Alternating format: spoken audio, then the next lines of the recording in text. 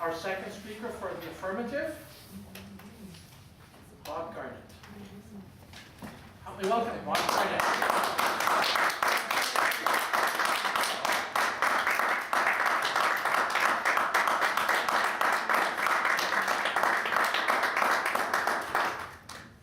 Cakes are better than pies. Mr. Chairman, fellow Toastmasters, welcome guests, fellow cake lovers, a very special warm welcome to our positively speaking friends. If I knew you were coming, I would have baked a cake. Cakes are better than pies. My colleague, Andrew Thompson, has already provided you with overwhelming evidence. We are not the only ones who know that cakes are better than pies. In fact, the media has even found out. We're joined by millions and millions of viewers of the Ace of Cakes, the Cake Boss, and the Ultimate Cake Off. That's right, cakes are so excellent, there are whole TV shows dedicated to just watching them being made. What's next? Are pies gonna jump on the bandwagon with Pimp My Pie? I'd rather watch paint dry. Cakes are better than pies. Cakes are so awesome, they take the cake.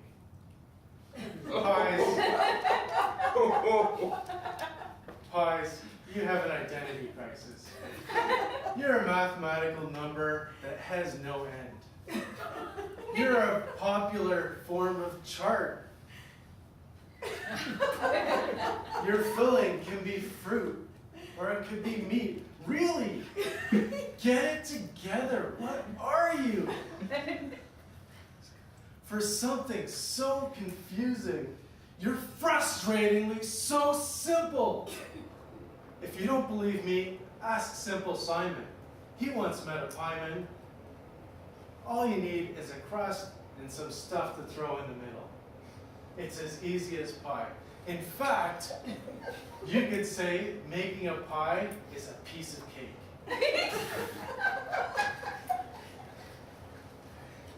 In a head-to-head battle, no, scratch that. In a crumb-to-crumb showdown, cakes are so much better than pies, it's a cakewalk. Don't even get me started on your illegitimate offspring, the tart.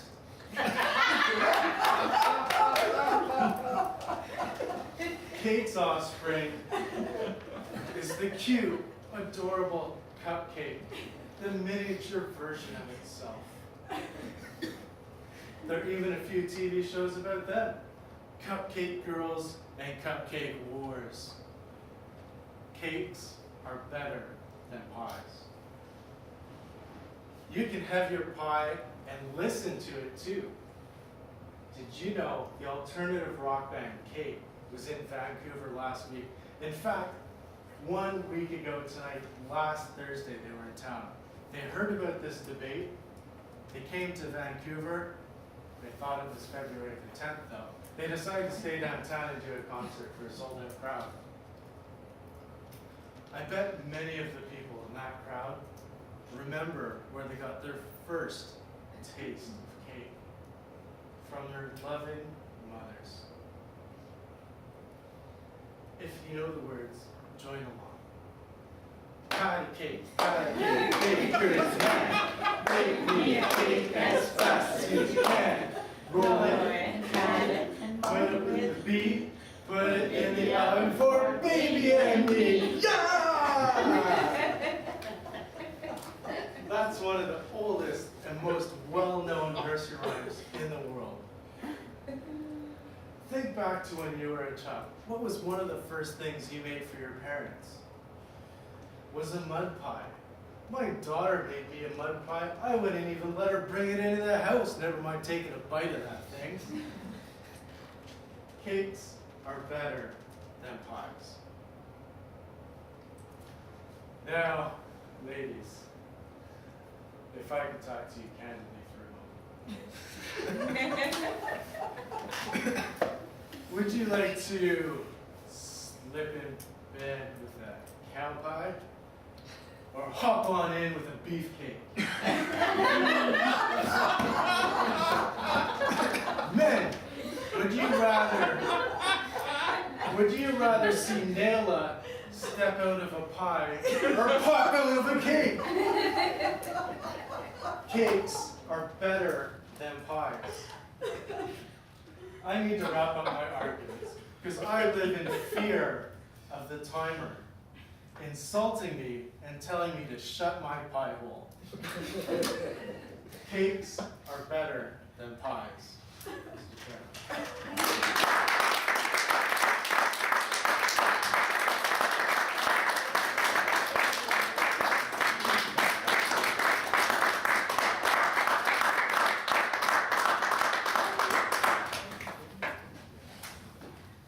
Thank you, affirmative. We will now call on the second speaker of the negative, Dennis McClure. Please welcome Dennis.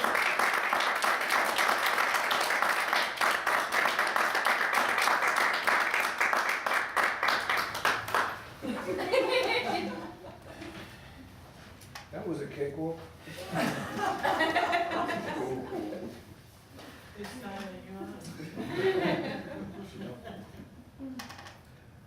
Mr. Chairman, judges, fellow Toastmasters, cake. Larry Hagman, in an interview, the star, who portrayed J.R. Ewing on the TV series Dallas, was interviewed and he was asked, how do you prepare for a role like J.R. Ewing? He said, and I quote, once you get rid of integrity, the rest is a piece of cake. The most dangerous food is a wedding cake, so says James Thurber. We have always said that advertising is just the icing on the cake, not the cake. That was a quote by Meg Whitman. Compromise of dividing a cake is the hallmark of compromise. The trick is to make sure everybody thinks they got the biggest piece. What do these things tell you? Tonight I come before you not to talk about cake. Our esteemed opponents have done a really good job of telling you what cake is. Tonight I want to talk to you about what cake represents. Food for the arrogant. The great writer said.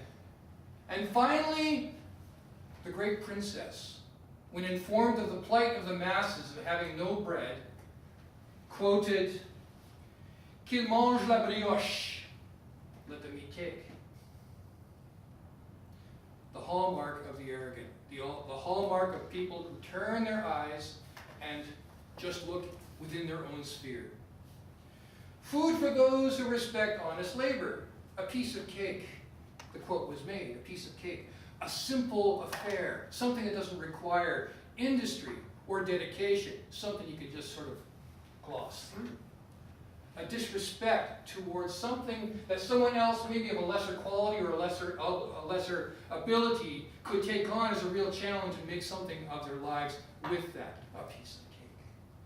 Food of the oppressor. Did you know that the cakewalk was originated in the southern U.S. and it was a vehicle by which you got all of your slaves together who had a talent for dancing.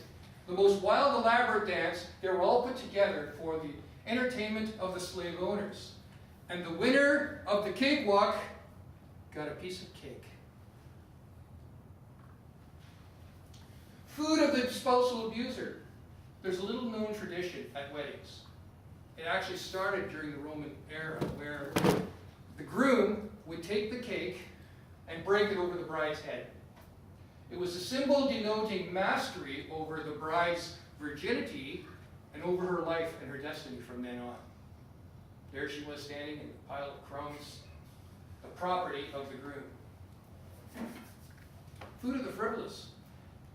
How many times have you walked by specialty cake shops and seen cakes in the form of female breasts, okay, or sexual organs, or things like that.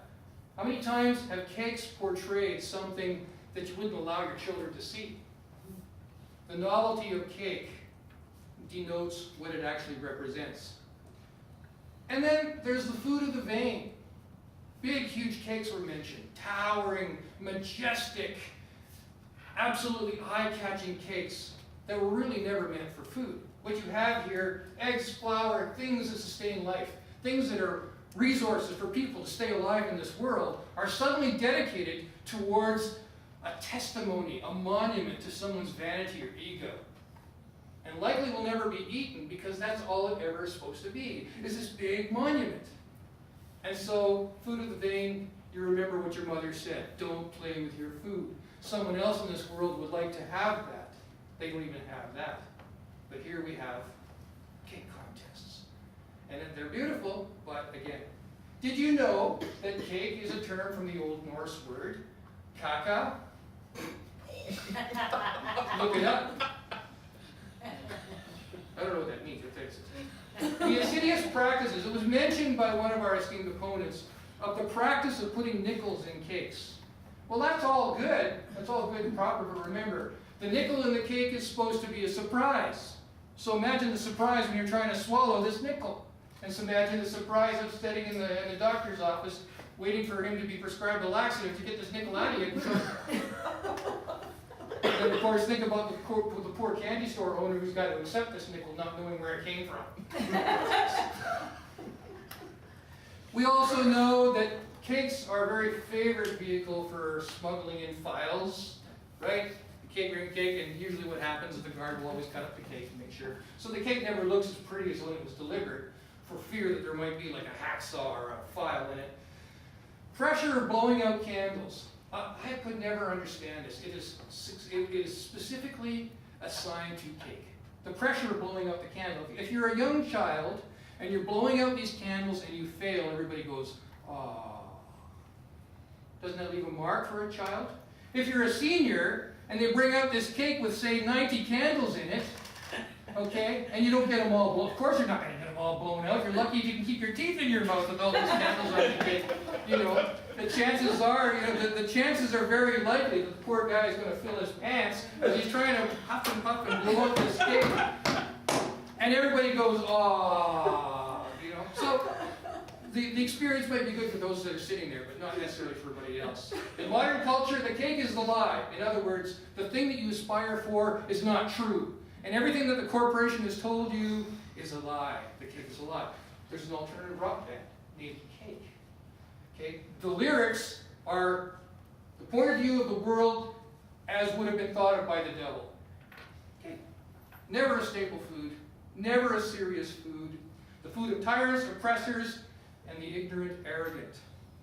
Every man and woman that's ever lived has gone into the cake culture to explore, have their time. They've eaten lots of cake and found out that it never was food. It never was sustenance, never was substance, substantial. It never was something that satisfied. And eventually, they all come home to pies.